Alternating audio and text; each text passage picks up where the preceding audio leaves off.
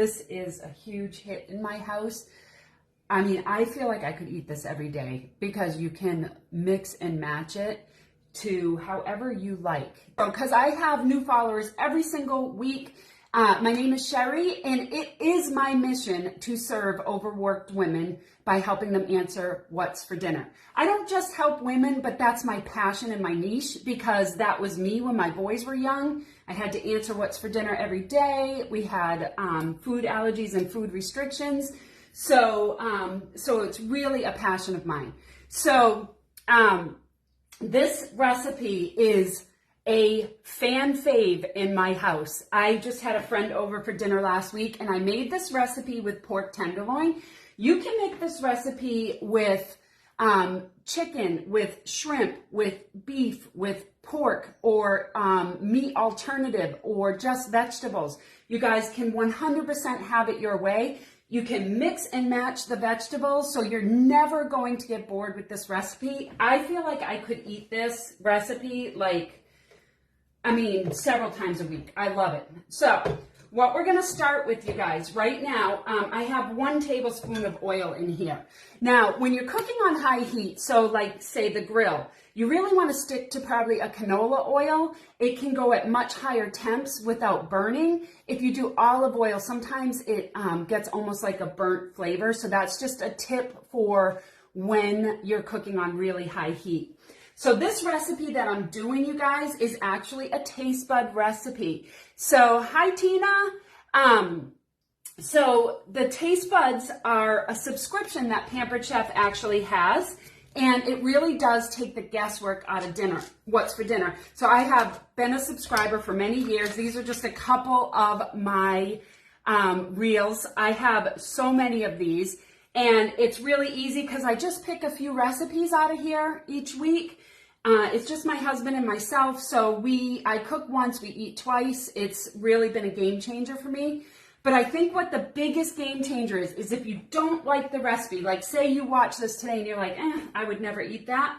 You have access to what's called the hub. So you have access to many, many, many other recipes for that one seasoning, okay? And let's make our sauce, you guys. So I have 1 tablespoon of oil in here. I'm going to add some sea salt. I just say do it to taste. I think it says 1/4 teaspoon, so whatever that is. I'm going to do 2 tablespoons, 2.5 tablespoons of our carnitas seasoning. You guys, this is so delicious. It's great for slow cooking chicken and pork, for pulled pork and chicken carnitas. So good. So I have that in there. I'm going to do 1/4 cup of honey. So let's just pop that in here. You guys, this is our cups that you actually get all of the sticky out, and then the other side you have for liquid. So it's easy for things like molasses and things like that. All right, so we have that. Now we're going to add good 1 to 2 tablespoons of orange juice. Now, if you guys have orange juice at home, just use that. I like fresh, so I use the clementine. And you just cut it in half. You put it face down in the citrus press. And look at how much you get out. That is like cray-cray amount of juice, right? So, and this is all you're left with. Amazing. So that's enough for that because you get so much. I'm actually going to zest around my lime, just 1 time around my lime, because I'm going to use the zest for the cilantro lime rice that I'm going to make to pair with this, okay? Now, when you're zesting, you guys, it has amazing, great flavors and properties in the peel, but just skip the white part that's down below. The white part is the bitter part. So if you just do the green, I just wash this before I zest, so that has amazing flavor in it, okay? Now I'm just gonna take my lime and I'm just gonna roll it really good and loosen up that pulp in here, okay? That's just a tip for getting the most out of your citrus. And then I like to just take the nubs off the end. It just makes it easier for pressing. And again, in half, pop it down, and I'm going to put my lime juice in here. Can you guys even believe how much lime you get out of that? That's probably close to a quarter of a cup from a half of a lime. That is cray-cray. So, okay, so I'm going to save that. I'm going to save this half for later for my rice, okay? So we're going to go ahead and just stir this up. And it just makes kind of a thick sauce. You guys can see, oh my gosh, the smell is like, smells so good. So you see, so that's the sauce.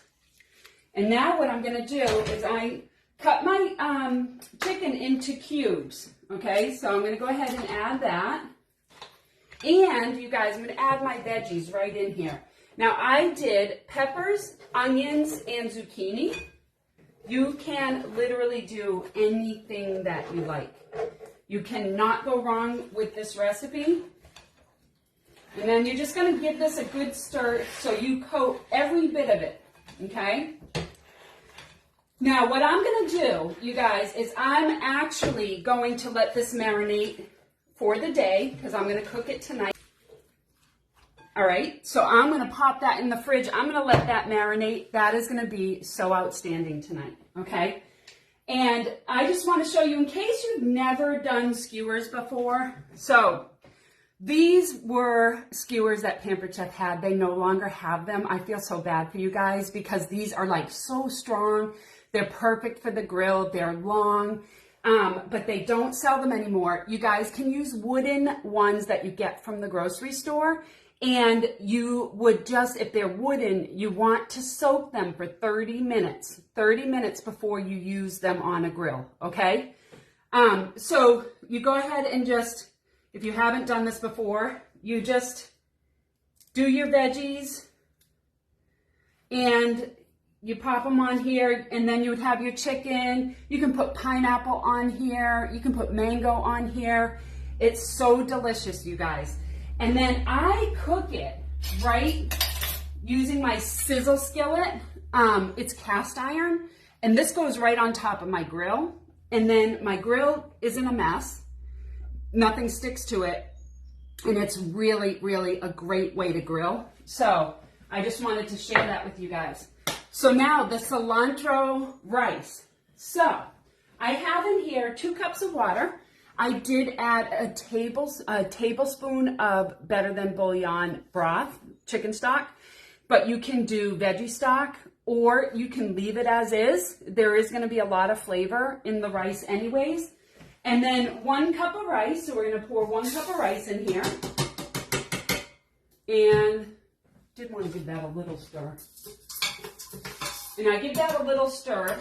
And then I'm going to go ahead, and I can cook this ahead of time, you guys, and it's going to be great. So I don't have to wait until tonight to cook this. I put it on the white rice setting on my multi-cooker. It takes 4 minutes.